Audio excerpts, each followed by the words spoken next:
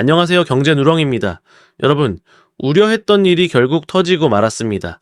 미국이 유엔 산하기구 60곳에서 탈퇴하고 자금 지원을 끊겠다는 행정명령에 최종 서명했습니다. 그동안 설마 진짜 그러겠어? 했던 최악의 시나리오가 현실이 된 것입니다. 미국이 빠진 국제사회, 그리고 유엔이라는 완충지대가 사라진 세상, 이것이 과연 우리와 무슨 상관이 있을까요?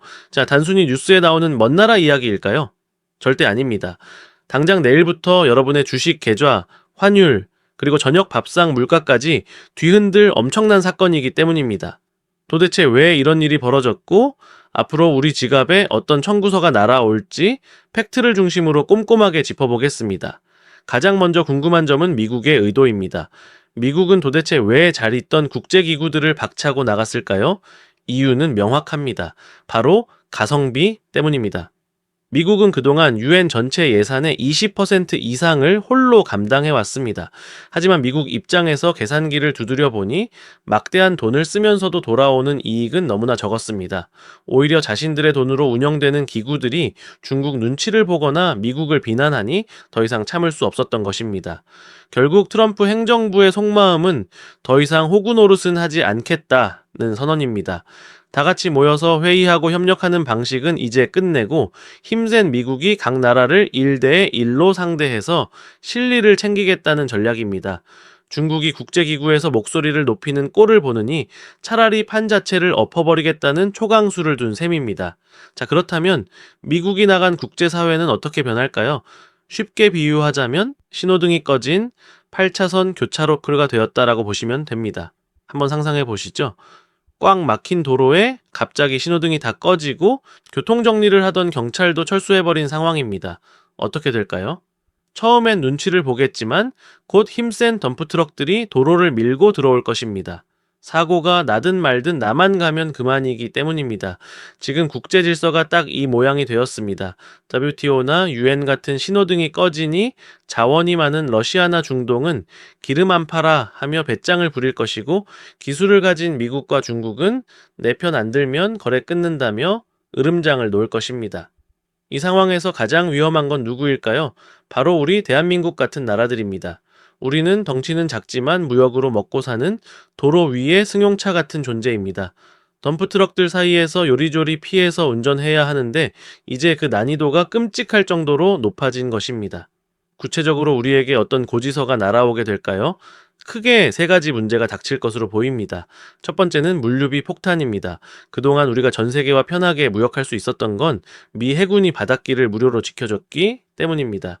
그런데 이제 미국이 경찰 역할 그만하겠다 하고 나가버리면 누가 지켜줄까요? 해적들이 판치고 분쟁이 생기면 배를 띄우는 비용, 즉 물류비는 급등하게 됩니다. 기업들이 이 비용을 혼자 감당할까요? 아닙니다.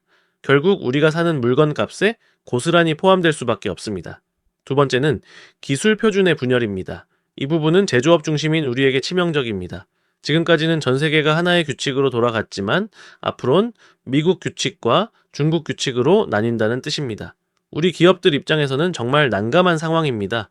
미국 수출용 제품과 중국 수출용 제품을 따로 개발해야 하기 때문입니다.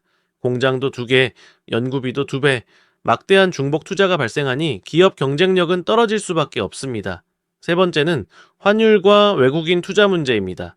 외국인들이 한국에 안심하고 투자하는 근본적인 이유는 미국과 유엔이 한반도의 안보를 보장하고 있기 때문입니다. 그런데 미국이 고립주의로 돌아서면 외국인 투자자들 눈에 한국은 그저 북한 옆에 있는 위험한 나라일 뿐입니다.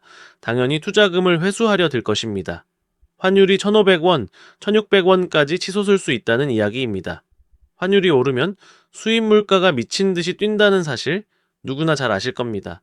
이미 주사위는 던져졌습니다.